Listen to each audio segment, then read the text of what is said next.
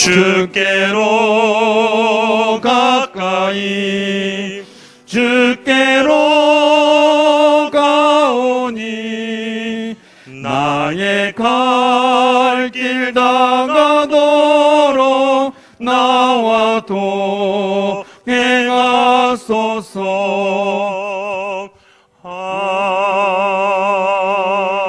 아멘.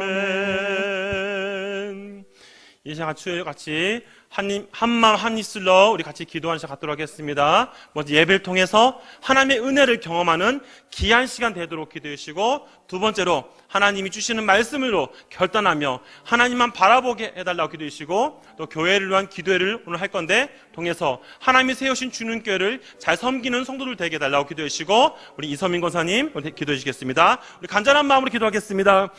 사랑의 많으신 하나님 아버지, 간절히 간구합니다. 하나님, 이 시간 주님 앞에 간절히 아뢰오니 자, 한마음 한입술로 주님 앞에 간구합니다. 하나님, 이 시간 우리가 드려지는 이 예배를 통하여서 다시 하나님의 은혜를 경험하게 하여 주시옵소서. 하나님, 지금 코로나19로 저희들이 영상으로 예배 드리는 어려운 상황 가운데 있지만 하나님, 그 하나님 은혜를 베풀어 주시옵소서. 하나님 은혜 가운데 경험을 하며 하나님의 역사하심을 다시 한번 바라보는 시간 되게 하여 주시옵소서. 하나님 주시는 말씀으로 결단하게 해 주시옵소서. 사람의 말이 아니라 하나님이 주시는 기록된 그 말씀의 움직여서 그 말씀 우리의 생각을 바꾸며 그 말씀으로 결단하는 시간 되게 하여 주시옵소서. 하나님, 오늘도 교회에서 기도하는 시간 갖도록 하겠습니다. 하나님, 기도를 통하여서 더욱더 우리 주님교회를 세워나가는데 부족함이 없도록 지켜보아여 주시옵소서. 주님교회가 더욱더 주님의 말씀 앞에 바르게 세워지게 하시고 더욱더 하나님 바라보는 시간 되게 하여 주시옵소서. 결단하게 하시고 어려운 시기에 우리 주님교회가 더욱더 하나님의 말씀을 생각하며 하나님의 뜻을 생각하며 살아가는 우리 교회 될 수 있도록 도와주시기를 간절히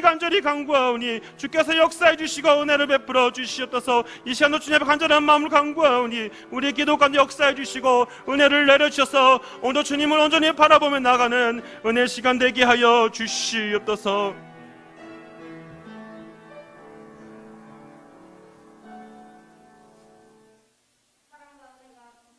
하나님 아버지, 3일 동안도 저희들을 보호하시고 이 시간 함께 기도하며 찬양으로 하나님께 영광 돌리게 하심을 감사를 드립니다.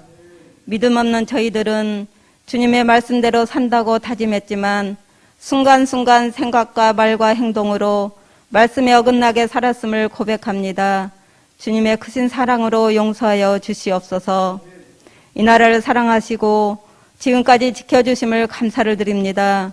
특별히 대통령을 비롯하여 모든 정치인들에게 지혜를 주셔서 이 나라를 살기 좋은 나라로, 행복한 나라로 만들어 갈 수 있도록 인도하여 주시옵소서. 코로나19의 확산으로 몸된 교회를 비롯하여 많은 교회들이 예배와 어려움을 겪고 있습니다. 하루속히 코로나가 완전히 소멸되게 하시며 하나님께 드려지는 모든 예배와 일상생활이 정상적으로 회복되게 하여 주시옵소서. 교회가 부흥되기를 원합니다. 각 부서마다 부흥되게 하시고 교육기관을 비롯하여 모든 기관이 성장하게 하여 주시옵소서. 온 성도님들이 담임 목사님을 중심으로 한마음 한뜻이 되어 주님 보시기에 아름다운 교회가 되도록 도와주시옵소서. 고난 중에 있는 성도님들을 기억하여 주시며 마음의 고통과 물질적으로 고통받는 성도님들의 모든 가정이 주님 안에서 행복한 삶을 누리며 살아가게 하여 주시옵소서. 특별히 원치 않는 질병으로 고통받고 있는 성도님들이 있습니다. 주님께서 치료의 광선을 비춰주셔서 깨끗이 나음을 받게 하여 주시옵소서. 사랑하는 원로 목사님과 사모님의 앞길을 열어주시며 강건하게 하시고 무슨 일이든 평탄하도록 인도하여 주시옵소서. 담임 목사님을 붙들어 주시고 강건하게 하시며 성령 충만한 가운데 기도와 말씀으로 몸된 교회를 잘 이끌어갈 수 있도록 인도하여 주시옵소서. 이 시간 말씀 주실 목사님에게 영육간을 강건하게 하시며 언제나 말씀이 충만하시며 저희들에게 은혜가 되고 소망이 되는 귀한 시간 되게 하여 주시옵소서. 미처 간구하지 못한 여러 가지 기도의 제목들을 일일이 살펴주시며 은혜와 능력으로 채워주시옵소서. 이 모든 말씀 예수님 이름으로 기도드립니다. 아멘. 아멘. 주를 찬양하나이다. 같이 찬양합니다.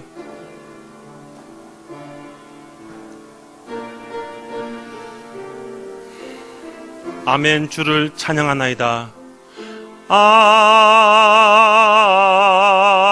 아멘. 주를 찬양하나이다. 아멘. 아멘. 주를 사랑하나이다. 주를 사랑하나이다.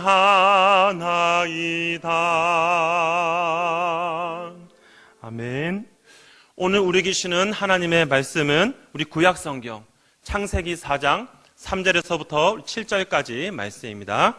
우리 구약성경 창세기 4장 우리 3절에서부터 7절까지 말씀입니다. 구약 5페이지에 있습니다.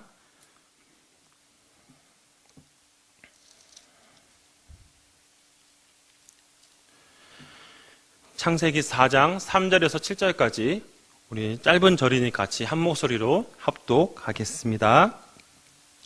세월이 지난 후에 가인은 땅의 소산으로 제물을 삼아 여호와께 드렸고 아벨은 자기도 양의 첫 새끼와 그 기름으로 드렸더니 여호와께서 아벨과 그의 제물은 받으셨으나 가인과 그의 제물은 받지 아니하신지라.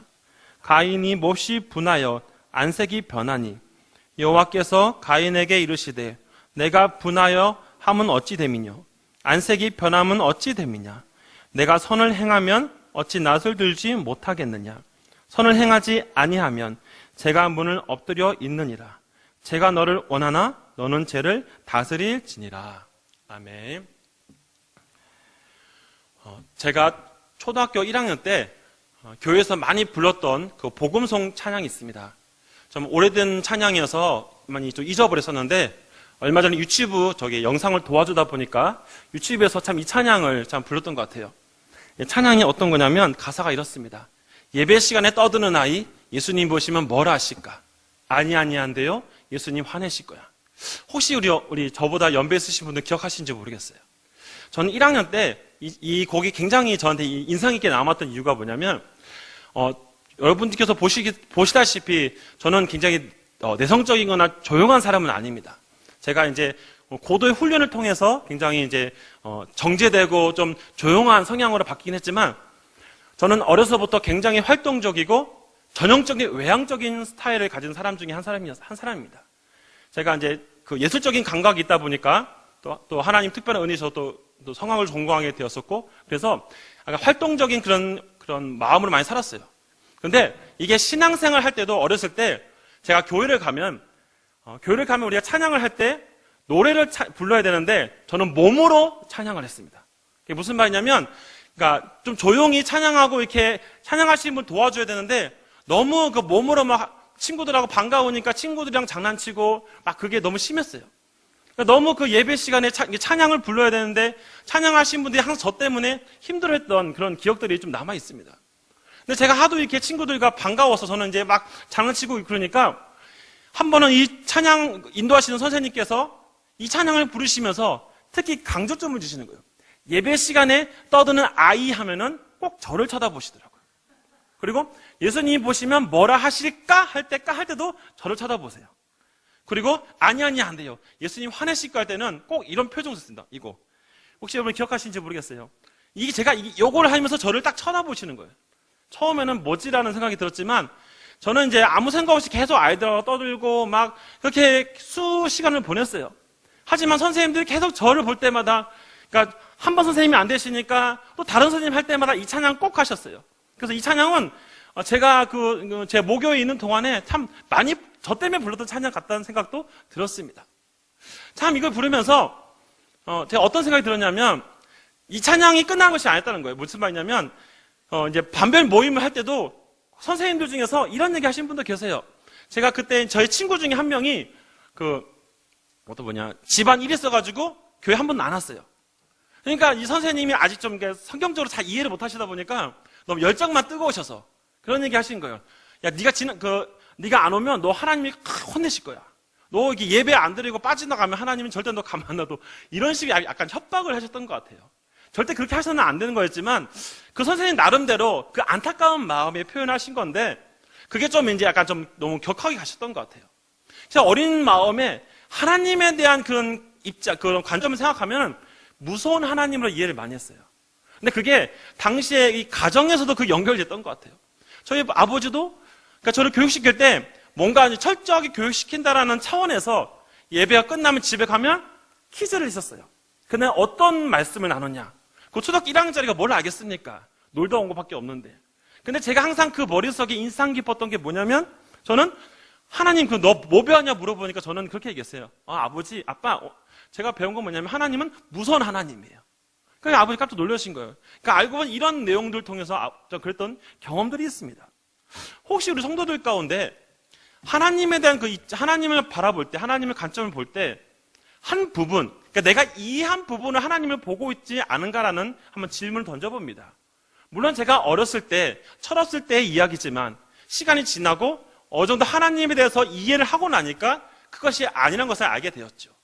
하지만 그 당시에는 저희 작은 그 관점에서는, 작은 시각으로서는 하나님을 바라보면 하나님 무서운 분이다. 내가 실수 한 번만 하면은 마치 나를 크게 엄청난 그런 혼을 내실 분 같다. 마치 우리 부모님 같은 그런 느낌을 받았어요. 그래서 항상 어렸을 때 교회에서 천국에 대한 얘기하면 자, 천국 가면 하나님 찬양하고 온 가족이 함께 있어 그러면 저는 거부 반응이 느꼈어요. 우리 아버지와 함께 있으면 또 혼나지 않을까. 그런 마음들이, 오해된 부분들이 있었습니다. 여러분, 제가 이제 이런 얘기들 하는 이유가 뭐냐면, 우리 하나님을 바라볼 때 어떤 부분을 하나님을 바라보냐라는 질문을 던져보고 싶다는 거예요. 한 오해를 하는 경우도 있어요. 어렸을 때, 우리 교육부서 아이들도 마찬가지지만, 하나님에 대해서 잘 알지 못할 때는 우리가 참 하나님을 잘못된 걸로 구분할 때가 많아요. 물론 하나님은 죄를 싫어하시고, 분명 죄에 대해서는 경고하시는 분이에요. 그렇다고 죄인들을 무조건 멸하시는 분은 아니죠. 예수님 십자가에 죽으신 이유가 바로 그 사랑을 전하기 위해서 오신 분 아닙니까? 보통 우리가 이제 하나님을 설명할 때 공의의 하나님 또는 사랑의 하나님을 많이 이해합니다. 그러니까 한 측면만 이해하는 것이 아니라 하나님의 여러 가지 부분, 특히 하나님은 우리를 선하게 인도하신 분이다. 다만 우리가 죄를 짓는 것을 결코 원하지 않는다라는 것을 우리가 이해하면서 넘어가야 되는 것입니다. 근데 제가 이런 부분도 같이 공유하고 싶었던 건 이유가 뭐냐면 우리가 살아가다 보면서 안 믿는 그 사람들과 같이 더불어 살아갑니다. 그런데 안 믿는 사람들은 세상의 기준으로 모든 것을 바라보기 때문에 하나님 아니면 뭘 바라볼 때 외형적인 것만 봅니다.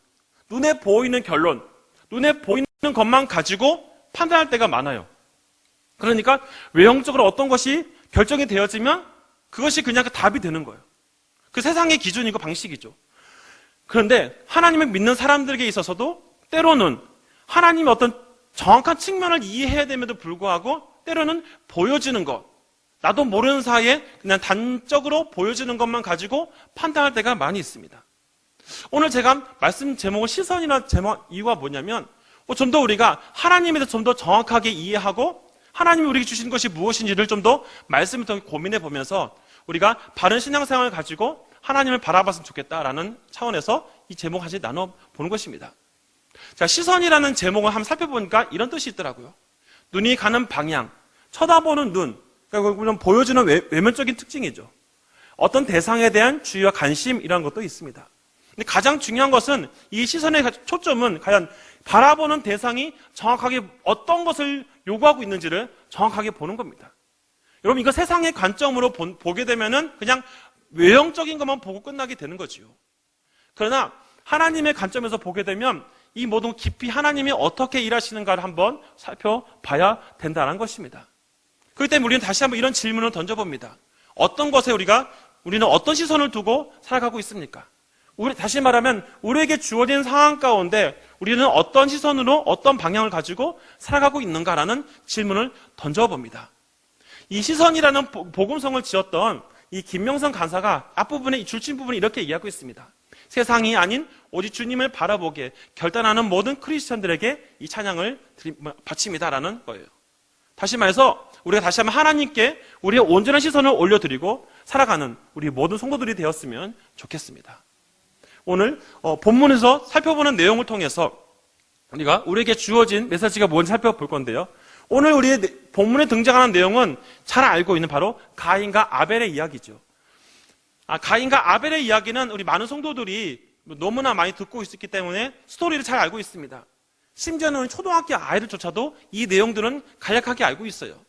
근데 제가 가인과 아벨의 얘기를 같이 나누고자 하는 것은 뭐냐면 가인과 아벨의 내용 가운데 한 가지 던져지는 중요한 내용이 있기 때문입니다.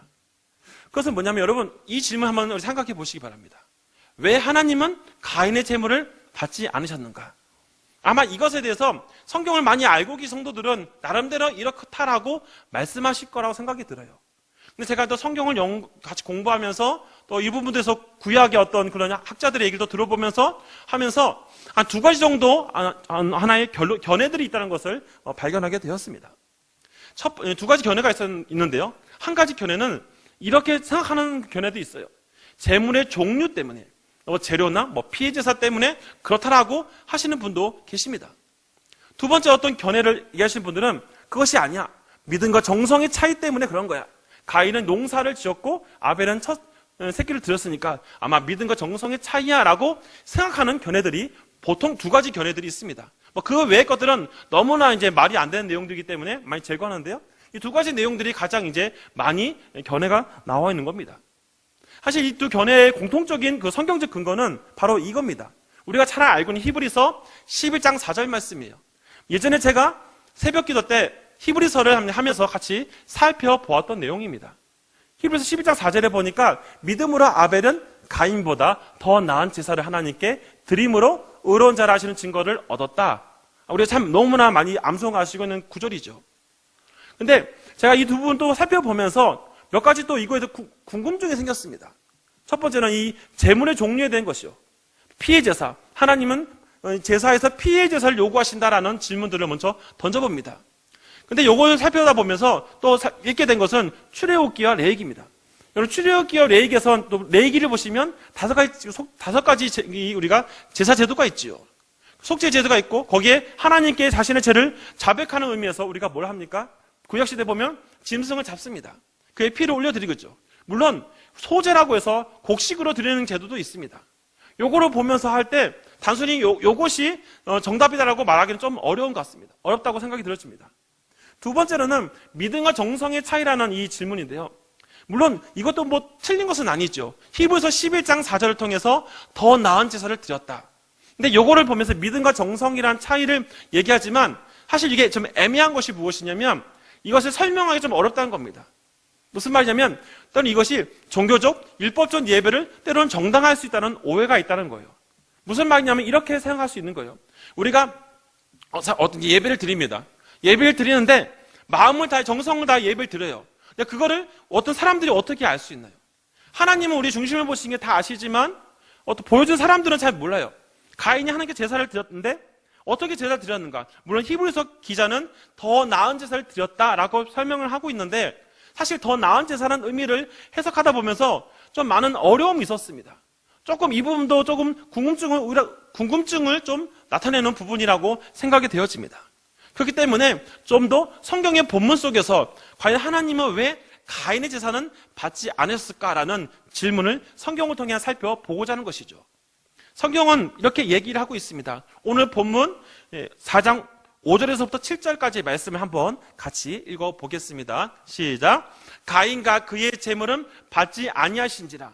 가인이 몹시 분하여 안색이 변하니 여호와께서 가인에게 이르시되 내가 분하여 함은 어찌 됨이며 안색이 변함이 어찌 됨이냐.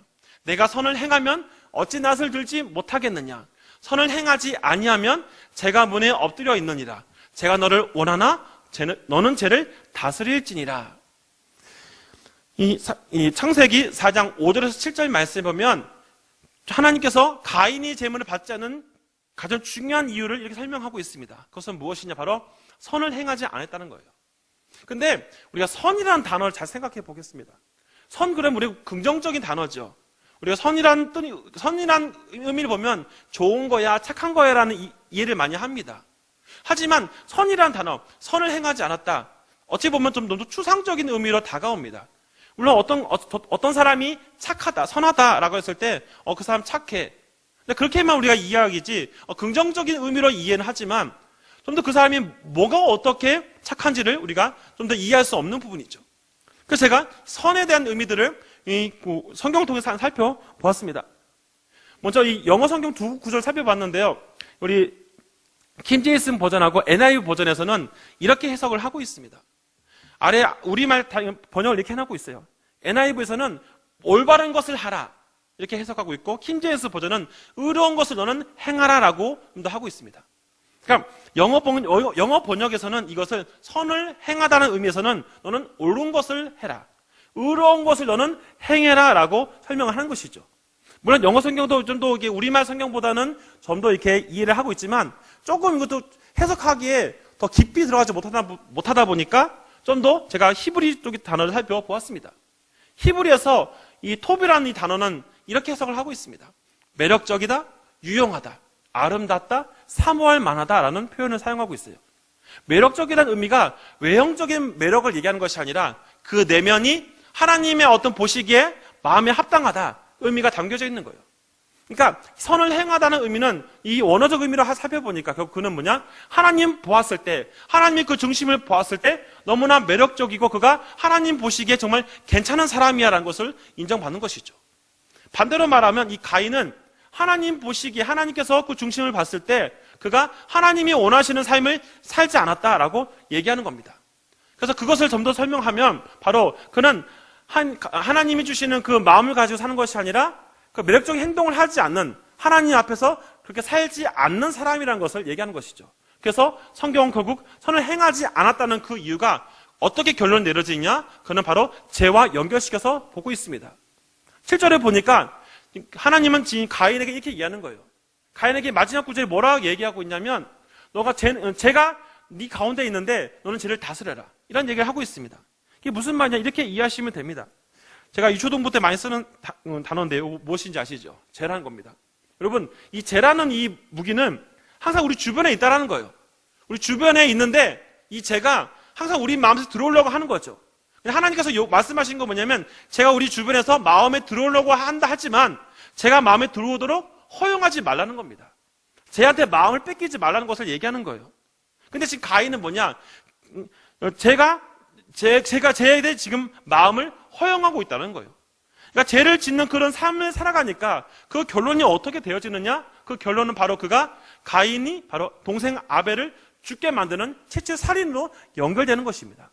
여러분, 선을 행하지 않았다, 단순히 그가 그 하나의 단어에서 끝나는 것이 아니라 그 내면이 결국 뭐냐? 죄를 허용함을 통해서 결국 하지 말아야 될 소중한 동생을 죽이는 비극적인 결말로 가게 된다는 것을 얘기하고 있는 겁니다. 예전에 제가 소설가 우리 김성일 장로님이 쓰신 칼럼을 읽어본 적이 있습니다. 거기에 선을 행하지 아니한다라는 이 근거를 가지고 이분이 나름대로 소설을 하나 쓰셨어요. 이렇게 내용을 쓰시더라고요. 어떤 내용이냐면 가인 농사를 짓는 자로서 농산물을 충분히 형제들과 나누며 살아야 되는데 욕심 때문에 그렇게 하지 않았다. 라멜은 어쩔 수 없이 감사를 드렸다라는 식의 하나의 소설을 쓰셨습니다. 물론 성경에 없는 내용이니까 우리가 뭐 그렇게 흘려버릴 수 있는 거지만 그가 선을 행하지 않았다라는 어떤 측면을 보면서 봤을 때 무언가 어떤 나름대로 어떤 논리가 있다라는 그 생각을 가져서 한번 말씀드려보는 겁니다. 중요한 건 뭐냐면 가인의 마음속에 그는 선을 행할 마음 자체가 없었다는 거예요. 그러니까 죄를 다스릴 그런 힘과 능력이 없어진 거죠. 하나님이 주시는 그 선한 마음이 그의 마음속에 없었으니까 이 죄라는 것이 마음에 들어오니까 뭐예요? 그것을 허용하게 됐다는 것을 보게 되는 것입니다. 사실 가인도 잘 보면 하나님께 제물을 드렸습니다. 우리가 정확하게 이해될 것은 뭐냐면 가인이 뭐 어떻게 드렸는지를 우리가 또 잘 이해할 수는 없지만 그도 역시 하나님께 제사를 드렸어요. 그래서 어떤 학자들은 그래도 안 드린 것보다 나으니까 그나마 안 드리는 사람보다 낫지 않느냐라고 생각하는 경우가 있어요. 그가 드리는 제사의 모습을 보면 아벨의 모습과 어떻게 보면 크게 달라진 것이 없는 것처럼 보일 수가 있습니다.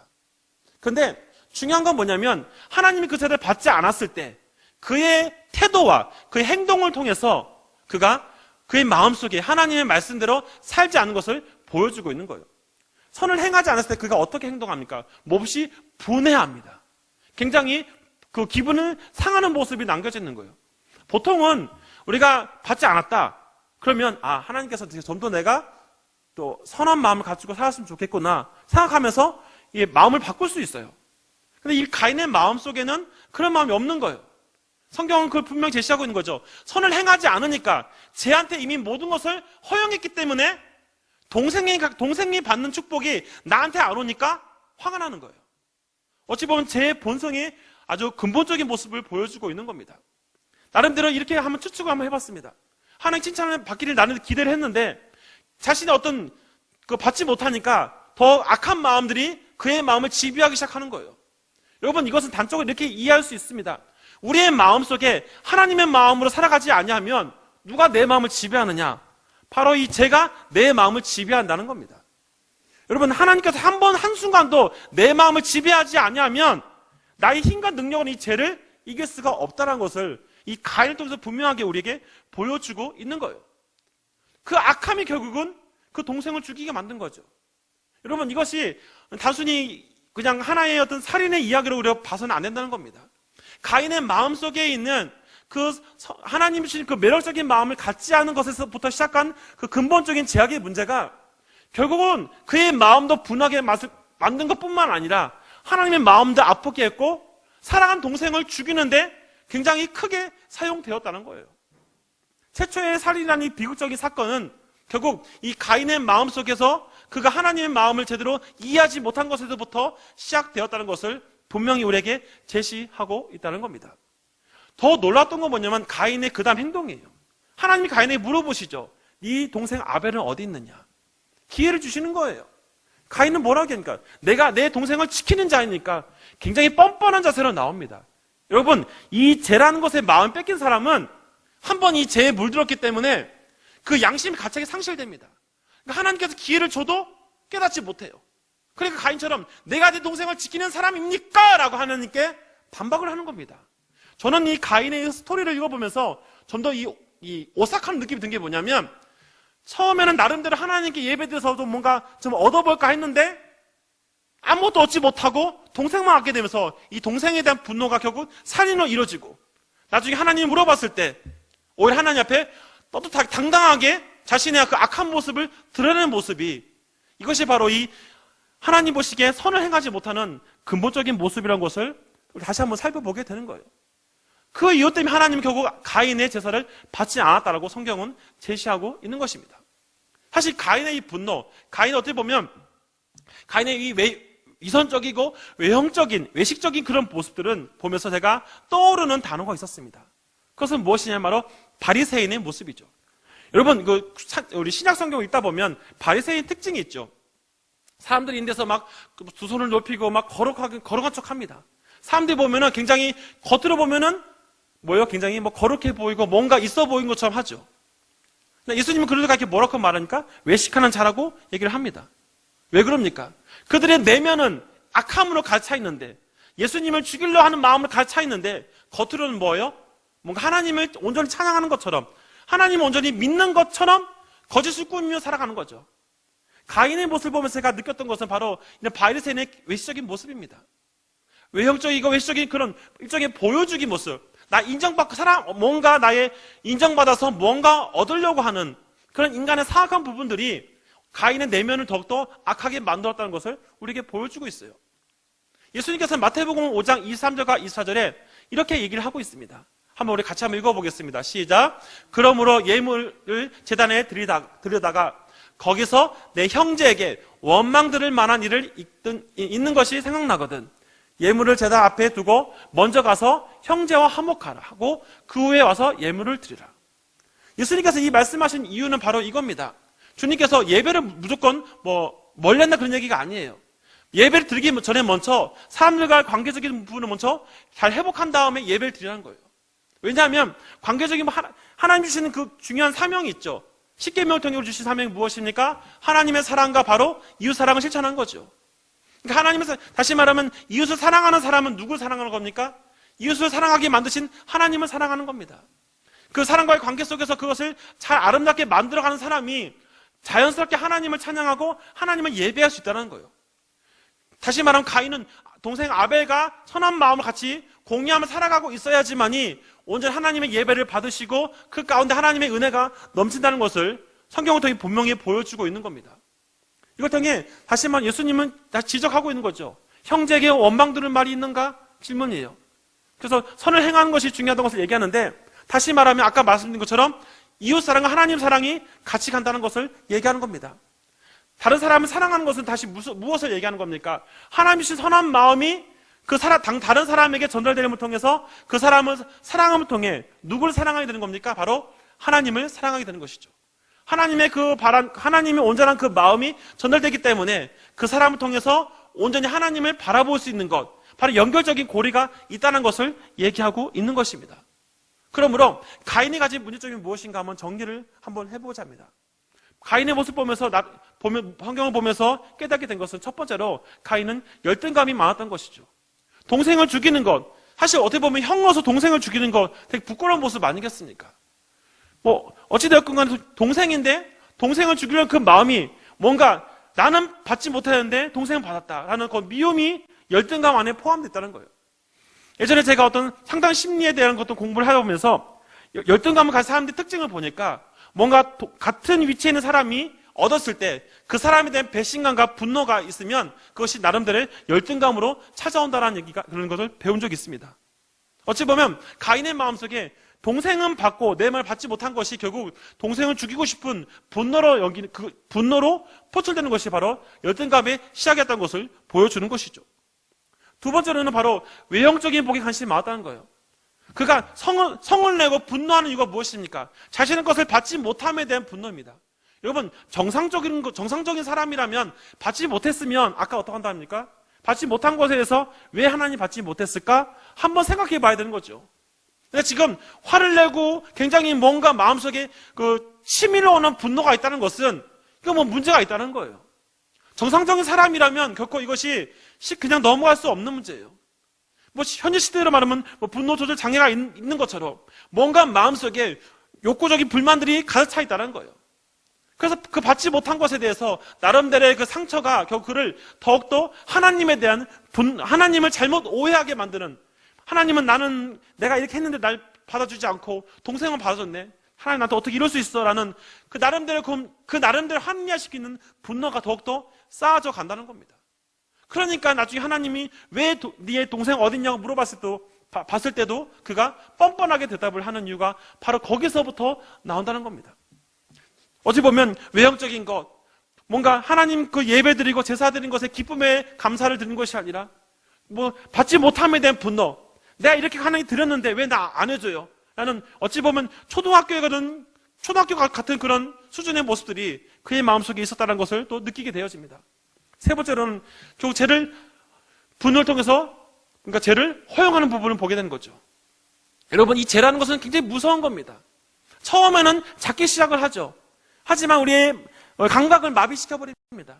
그러니까 나중에 어떻게 해버립니까? 양심의 가책 같은 게 없어져요. 여러분, 범죄자들의 어떤 심리를 살펴보면은 처음에는 뭔가 그 양심의 꺼리낌이 느껴집니다. 그러나 시간이 지날수록 계속 죄를 짓다 보니까 어떡합니까? 이게 만성이 돼버립니다. 그러니까 죄 짓는 게 당연해진 거예요. 죄를 안 짓는 게 이상해질 정도로 죄를 짓는 게, 여러분 가끔 TV나 이런 데서 살인하는 사람들, 잔인하게 사람들 괴롭히는 사람들 보면 그것이 나중에는 하고 나면 어떻게 됩니까? 희열을 느낀다고 합니다. 정상적인 사람은 이해할 수 없죠. 우리는 양심의 가책을 느끼기 때문에 못하는 겁니다. 하지만 이 가인은 조금씩 그 마음속에 분노가 싹트고 그 살인으로 이어지고 하나님에 대한 이 반감이 더욱더 싹트니까 마치 제가 어렸을 때 느낀 것처럼 하나님은 무서운 분이야, 나를 사랑하지 않는 것 같아라는 뭔가 잘못된 방향으로 흘러가게 된다는 겁니다. 이것이 분명 바르게 치유되지 아니하면 결국 어떻게 됩니까? 결국 끊임없는 죄악의 구렁텅이로 빠지게 된다는 것이죠. 여러분, 우리가 교육부서 아이들을 가르칠 때 우리가 아이들한테 계속해서 복음을 강조하는 이유가 무엇일까요? 복음을 강조해다 사실 아이들이 죄를 많이 짓는 경우도 많이 있습니다. 사실 어른도 마찬가지죠. 하지만 계속해서 우리가 복음을 가르치는 이유가 뭡니까? 죄와 싸울 수 있는 유일한 힘이 어디서부터 나오는 겁니까? 바로 말씀을 통해 나온다는 거예요. 이런 분노를 통해 죄를 허용한다는 건 얘기는 다시 말하면 그의 마음속에 죄를 이길 수 있는 힘이 아무것도 없다는 거예요.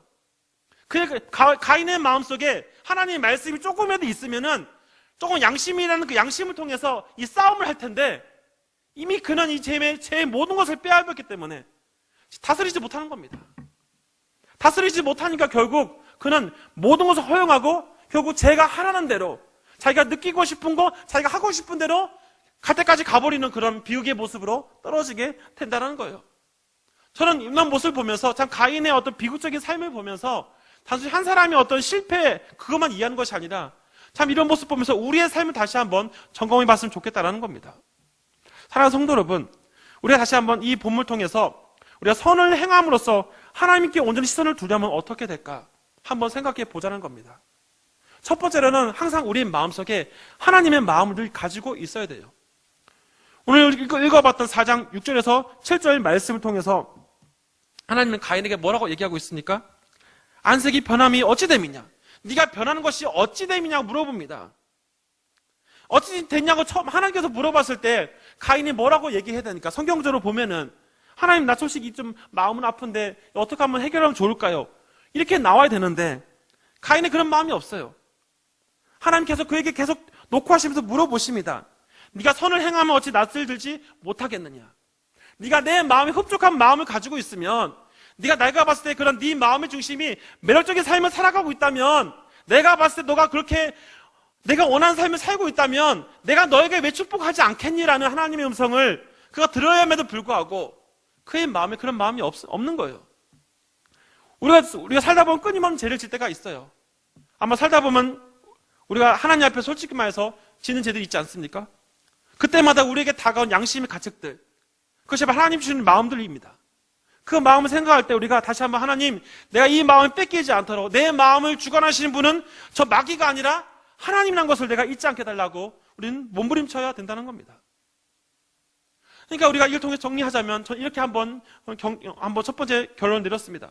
선을 행하는 매력적인 삶을 살자. 참 매력이라는 단어가 자꾸 제 마음을 하는데요. 아까 말씀드린 것처럼 단순히 겉으로 매력을 아니란 것을 분명히 말씀드립니다. 제가 예전에 전도사 시절에 결혼하기 전에 이 배우자 문제로 고민하고 있을 때 같이 신학을 공부하던 전도사님 형님이 저한테 그런 얘기를 한 적이 있습니다. 네가 매력적인 사람이 되면 하나님이 너에게 매력적인 사람을 보내주실 거야 라는 질문을 던진 적이 있어요. 전 그게 무슨 말인지 처음에 몰랐는데 네가 하나님 앞에서 하나님 보시기에 아름다운 삶을 살아가면 하나님 앞에서 끊임없이 죄와 싸우고 주님이 원하시는 그 삶을 위해서 몸부림치면 하나님 그것을 보시고 너에게 필요한 것을 채워주실 거야 라는 그런 메시지를 저에게 준 적이 있습니다. 참 처음엔 그 말을 이해하지 못해서 내가 매력적이 된다고 해서 외모를 가꾸는데 굉장히 많이 신경 쓴 적이 있었습니다. 그때 제가 굉장히 뚱뚱했었는데 살을 빼야겠구나 하면서 살만 뺐던 그런 적도 있었어요. 잘못 이해했던 것이죠. 단순히 겉으로 보여지는 것을 말한 것이 아니라 그 중심에 있어서 하나님 보셨을 때 정말 죄를 거부하기 위해서 몸부림치고 어떻게 해서든지 하나님 말씀을 붙잡으려고 몸부림치는 그런 모습이 필요하다는 것을 첫 번째로 우리에게 말해주고 있는 겁니다. 그러므로 이 가인의 모습을 보면서 또 우리의 시선이 오직 하나님 마음이 어떤 것인가를 고민하며 살아가는 성도들이 되었으면 좋겠다는 겁니다. 두 번째는 열등감을 극복해야 됩니다.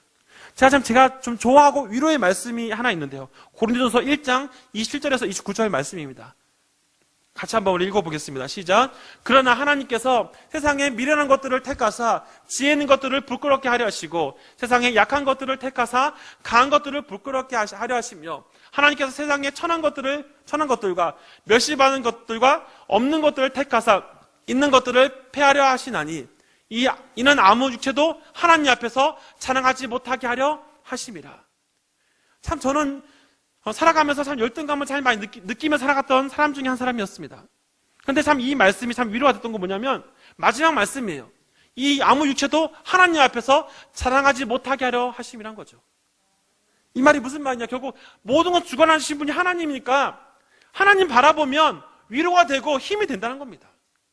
하나님은 가인에게 끊임없이 회개할 기회를 주는 거예요. 성경 읽다 보니까 하나님이 지금 가인에게 계속 노크를 하시는구나. 계속해서 그가 변화시켜 주시도록 도와주시고 있구나라는 것을 깨닫게 됩니다. 그런데 문제는 가인의 마음이 이미 죄한테 사로잡혀 있다 보니까 그걸 들을 수 있는 기가 없는 거예요. 그걸 극복할 수 있는 힘이 없는 거예요. 그러니까 그는 더 열등감에 빠져가며 하나님의 위로를 느끼지 못한다는 것을 보게 되는 겁니다. 그러므로 우리 다시 한번 우리 혹시 우리 마음속에 열등감, 때로는 이 죄라는 문제가 우리에게 찾아와서 너는 이래서 안 되라고 항상 우리에게 할 때 우리는 다시 한번 하나님 말씀 붙잡고 그래도 이 세상을 주관하시는 분이 하나님이니까 나에게 이 말씀이 위로가 되어서 또 주님을 바라보는 우리 성도들이 되었으면 좋겠습니다. 세 번째로 다시 한번 또 우리가 생각해 볼 것은 어떤 상황에도 항상 하나님께 우리 중심을 두어야 된다는 것이죠. 마태복음 22장 37절에 이런 말씀이 있습니다. 같이 읽겠습니다. 예수께서 이르시되 내 마음을 다하고 목숨을 다하고 뜻을 다하여 주 너희 하나님을 사랑하라 하셨으니, 굉장히 우리가 잘 알고 있는 말씀이죠. 마음을 다하고 목숨을 다하고 뜻을 다하여 주 너희 하나님을 사랑하라. 여러분, 이걸 통해서 항상 우리의 마음이 어디에 두고 있느냐, 하나님을 향해서 우리 마음을 다하고 또 목숨을 다하고 뜻을 다해서 주님 앞에 우리의 온 마음을 다해 나아가면, 주님께 집중하여서 주님 온전히 바라보면 선하신 그분께서 나를 선하게 인도하신다라는 확신을 가지고 살아가면 세상에 그 어떤 문제가 다가온다 할지라도 결국 잘못된 방법으로 가지 않는다는 겁니다. 끊임없이 우리에게 다가오는 이 죄의 문제, 어떻게 그 방법을 이길 수 있겠습니까? 끊임없이 우리 유혹하는 이 달콤한 죄의 문제를 우리의 힘으로 어떻게 이겨낼 수 있겠습니까? 우리의 힘으로 결코 이길 수 없다는 것을 우리는 늘 고백합니다. 저 역시 살아가면서 목사가 되었지만 여전히 제 마음속에 끊임없이 저를 유혹하는 죄의 문제들이 때로는 저를 무너뜨리려 할 때가 많습니다. 아까 말씀드린 그런 열등의 문제가 때로는 저를 무너뜨리려 할 때가 많아요. 가장 심했던 때가 바로 그거였어요. 전도사 시절 때 같이 공부하던 친구가 있었습니다. 같이 동일한 어떤 같이 교회에서 사역을 하고 있었는데 이제 파트 사역을 마치고 전임 사역을 나가게 됐을 때 그 친구가 대형교회로 이렇게 청빙을 받아 가게 됐습니다. 처음엔 축하한다 하면서 이렇게 좋게 갔었는데 어느 순간부터 내 마음속에 열등감과 함께 그 친구에 대한 부러움이 나중에는 뭔가 미움을 바뀌더라고요. 시간이 지날수록 그렇게 하면 안 되는데 불구하고 내 마음속에 그 친구를 또 격려해주고 또 기도해주고 아껴주는 마음으로 가야 되는데 내가 이루지 못한 것에 대한 나름대로의 어떤 서운함이 나도 모르게 내 마음을 지배할 때가 있어요. 한동안은 그것에 지배받아서 나쁜 마음 품은 적도 있었습니다. 그때마다 다시 말씀으로 돌아가면서 하나님 용서해 주세요 하고 자복하며 회개했던 적들이 참 많이 있었습니다. 성도들 삶 가운데 어떻습니까? 끊임없이 이 가인의 모습처럼 나의 예배를 받지 않으시고 동생의 것만 받은 것에 대해서 분노함과 또 열등감과 뭔가 그 답답함들이 있다면 그래서 그 마음이 더 심해지기 전에 하나님 앞에 엎드려야 됩니다. 또 하나님께 집중해야 된다는 거예요. 마음을 다하고 목숨을 다하고 뜻을 다해서 주님 앞에 집중해야 된다는 거예요. 하나님께서 내 마음 지켜주지 않으면 저 죄가 나한테 유혹할 때 넘어갈 수밖에 없습니다. 하나님이 도와주지 않으면 내가 이겨낼 수가 없습니다. 도와주십시오라고 몸부림쳐야 된다는 겁니다. 여러분, 죄는 굉장히 끈질겨요. 얼마나 끈질기냐면 내 빈틈만 생기면 자꾸 내 마음을 지배하려고 해요. 자꾸 내 마음을 지배해서 자꾸만 안 되게 만들려고 부정적인 마음을 심어서 현실의 문제 직시해라, 넌 그러니까 안 되는 거야 라고 하면서 우리의 마음을 움직일 때가 많다는 겁니다. 얼마 전에 세미나에서 굉장히 저에게 도전을 줬던 그런 메시지 줬던 오늘 교수님의 어떤 내용이 있었습니다. 합동신학대학원 설교학 교수로서 선교 계시는 권호 교수님이 어떤 한 문장을 주셨는데 그게 참 제 마음에 위로가 되었어요. 이겁니다. 하나님의 주권을 의지하여 영적 경감을 가져라. 그 내용이 그거였어요. 코로나 시대, 참 어려운 시대 속에서 교회가 결국 무엇을 해야 되느냐. 현실에 어려움이 있지만 결국 우리가 붙잡을 것은 뭐냐. 그렇다고 해서 제 문제에 무너져가지고 좌절하거나 괴로워하는 것이 아니라 모든 걸 주관하신 하나님의 의지에서 영적 경감을 가지고 믿음으로 결단을 내려서 끝까지 주님 붙잡고 가자라고 말씀하는 것이었습니다. 저는 그것을 보면서 그동안 무너져 있던 나의 삶을 다시 한번 돌아보는 시간이었습니다. 말씀을 정리하면서 다시 한번 우리의 마음속에 우리는 정말 하나님께 중심을 두고 있고 우리의 시선이 정말 주님 앞에 온전히 서 있는가를 한번 점검해 봐야 됩니다. 성도 여러분, 하나님께 진짜 마음이 되어 있는 사람들은 그 마음이 편합니다. 어떤 문제가 해결돼서 편한 것이 아니라 주님이 나와 함께 하시기 때문에 여전히 제 문제가 나를 괴롭히고 여전히 나의 어떤 문제가 괴롭힌다 할지라도 예수님 때문에 행복하고 기쁘다는 것을 얘기하는 것이죠. 그러면 다시 한번 우리 가인의 이 실패를 돌아보면서 우리 삶을 점검해 봅시다. 우리는 지금 하나님을 어떻게 바라보고 있습니까? 우리의 시선이 정말 주님을 제대로 바라보고 있습니까? 하나님이 선하신 분으로서 무너져가는 나를 다시 일으켜 세우시는 분인 것을 잘 이해하고 있는지를 다시 한번 점검해 봐야 합니다.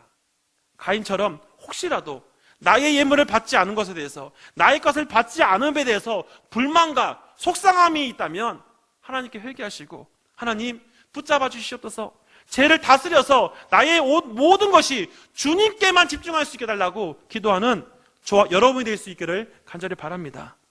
오늘도 우리 시간, 또 우리 기도를 통하여서, 또 우리 교회에서 기도할 때 마찬가지죠.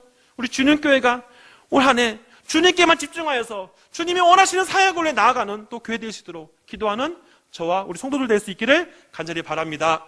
기도하겠습니다. 하나님 아버지, 오늘 말씀을 돌아보면서 가인의 모습을 돌아보면서 우리의 모습을 돌아봅니다. 하나님, 우리는 혹시라도 하나님 우리의 것을 받지 않음에 대해 우리의 분노와 우리의 어떤 잘못된 생각들이 지배하고 있지 않습니까? 다시 한번 우리의 잘못을 용서해 주십시오. 주님께서는 분명히 가인에게 말씀하셨습니다. 제가 너를 원하나 너는 죄를 다스리라라고 말씀하셨습니다. 네가 선을 행하면 내가 어찌 너를 도와주지 않겠느냐라고 말씀하고 계십니다. 다시 한번 삶을 돌아보고 나의 삶의 주인이신 주님께만 집중하여 주님의 인도하심에 따라 살아가는 성도들 되게 하여 주시옵소서. 감사합니다. 예수님의 이름으로 기도합니다. 아멘. 이 시간